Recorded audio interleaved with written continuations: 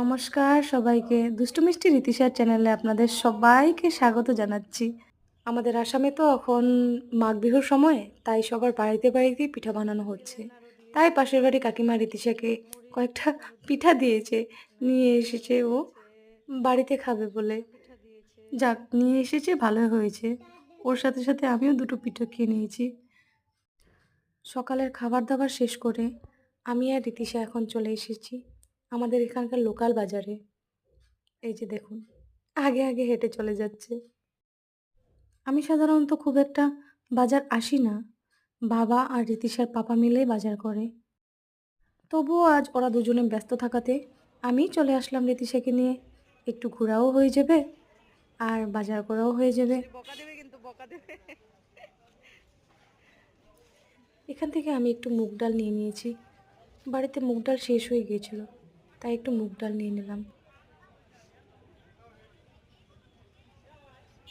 এই যে সাইডে যে দেখতে পাচ্ছেন বোতলের মধ্যে লাল লাল, এগুলোকে বলে খার। আমাদের আসামের একটি খুব জনপ্রিয় খাবার। আর এই যে এখানেই বিক্রি করছে গোলমরিচ, অর্গানিক গোলমরিচ। আমাদের এখানে এইভাবেই বিক্রি করা হয় এবং প্যাকেটেও বিক্রি করা হয়। আপনার যেটা খুশি সেটাই নিতে পারেন। আর এখান থেকে আমি রীতিশার জন্য কয়েকটা কমলা লেবু নিয়ে নিচ্ছিলাম। ও এই ঠান্ডার দিনটায় কমলা লেবু খেতে খুব পছন্দ করে। আর ওই যে রীতিশা দূর থেকে দেখতে পাচ্ছে ওর মামাকে, ওর মামাও এসেছিল বাজারে, দেখতে পেয়েই ডাকা শুরু।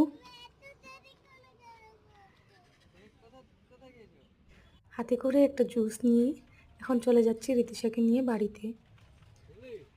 বাজারে এসেছে, কিছু একটা তো হাতে করে নিয়ে যেতেই হবে। আজ আবার রীতিশার দিদিভাই আসবে, তাই আমাকে বলছে চলো মা তাড়াতাড়ি, দিদিভাই আসবে।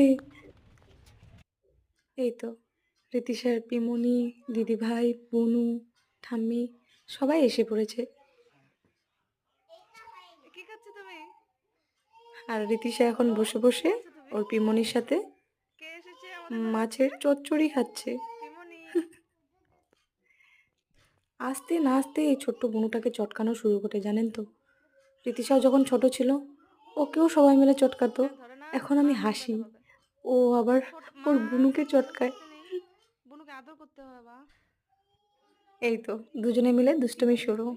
আজকের জন্য এইটুকুই, দেখা হচ্ছে আবার পরের ভিডিওতে। Bye bye.